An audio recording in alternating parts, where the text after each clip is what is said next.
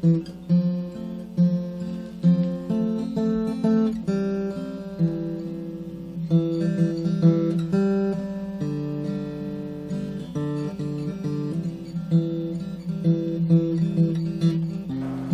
there's a plot to exterminate the Jews by the president of Iran, which is ancient Persia, Ahmadinejad, with nuclear weapons. He is planning a nuclear holocaust. That's televangelist John Hagee at a Washington conference in July, predicting, as he frequently does, that Iran is going to launch a nuclear attack on Israel. But is Pastor Hagee, who leads a Texas megachurch, talking about politics or prophecy?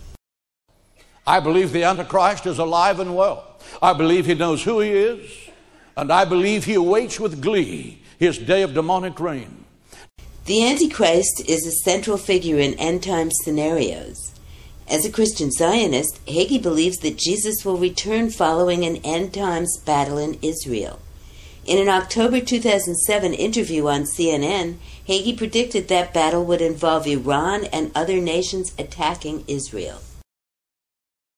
Pastor John Hagee, author of a new book, In Defense of Israel. I want to talk to you about current-day politics and how it is all shaping up. Let's start with Russia. All right. Russia is, unbeknownst to a lot of people that don't look at old maps and the new maps, Russia is actually mentioned in the Bible, and yes. so is Iran. Yes. And they are the real linking for the end days, right? Yes, they are. Okay, explain that. There is in the book of Ezekiel, the 38th and 39th chapter, a description of a very graphic war that's going to happen in the middle of the tribulation. It is a war that's led by Russia. The Bible says that Russia will be a commander to the Islamic nations. The Islamic nations are mentioned beginning in Ezekiel 38:5 by name. Persia, that's Iran, and all of the nations that are coming with them. Is there a possibility that we're just going to readjust here and be able to hold things together and conquer like we did in World War II? No, there's no doubt in my mind that we are living the end of days. None. Since that interview, Pastor Hagee has tried to present his interest in Iran as political rather than religious. He frequently compares the Iranian president to Hitler and warns against appeasing Iran. Hagee stops just short of calling for war.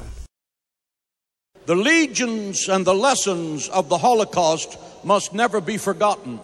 Lesson number one: when a maniac threatens to kill you, take him seriously. Hitler was not taken seriously. Many people are not taking Ahmadinejad seriously. But please be informed, he is the new Hitler of the Middle East. We must take him seriously. Hagee envisions Israel already confronting Iran. In this battle with radical Islam, Israel is the first line of defense. When Israel stands up to Iran, it confronts a regime whose president has said, "I can see a day, God willing, when there will be no longer a United States of America." What Hagee says matters because he claims to be acting in support of Israel and the Jewish people. Several thousand members of Christians United for Israel, the organization Hagee leads, were in Washington in July, making their presence known to members of Congress. At that time, Hagee told them they had to warn the government, like the biblical Esther. We are reliving the story of Esther. Queen Esther, who was Jewish, went before the king of the Persian government, which is modern-day Iran, at the risk of her life to speak up for the Jewish people. There was a plot in Persia by Haim, the Old Testament Hitler, to exterminate the Jewish people, who, by the way, historically were virtually all living in Persia at the time. Today there's a plot to exterminate the Jews by the president of Iran, which is ancient Persia, Ahmadinejad, with nuclear weapons. He is planning a nuclear holocaust. He is not going to stop because it's a religious belief that he is destined of his God to make it happen. God placed Esther in a unique position to speak up for the Jewish people, and he has placed every one of you now in Washington, D.C. in a unique position to speak up for the Jewish people. When you go to see your senator on Wednesday and you speak to your congressman, I want you to see yourself for who you are.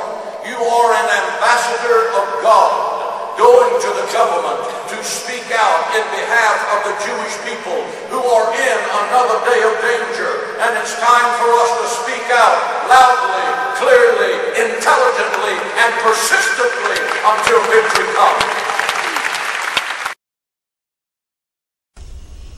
Hagee discusses Iran with Israel's most hawkish leaders, but Israel has a nuanced position and is careful not to threaten Iran. There was a crisis when Israel's deputy prime minister threatened to attack Iran.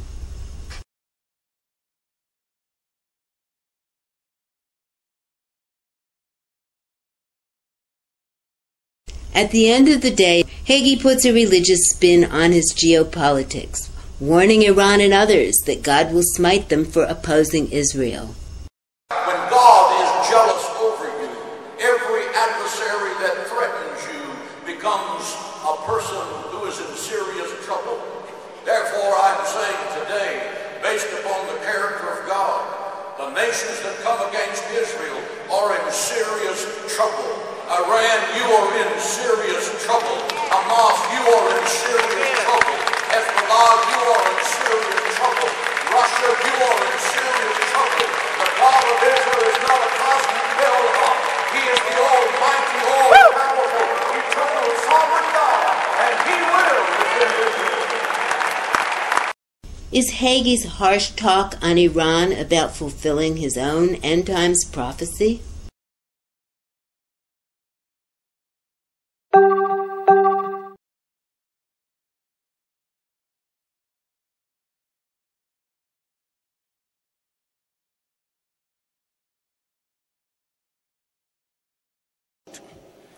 We don't believe that we can speed up the end of days 1 second. Why? Because we believe that God is sovereign, that He has set the time. We are powerless to change God's timetable. That's what makes Him God.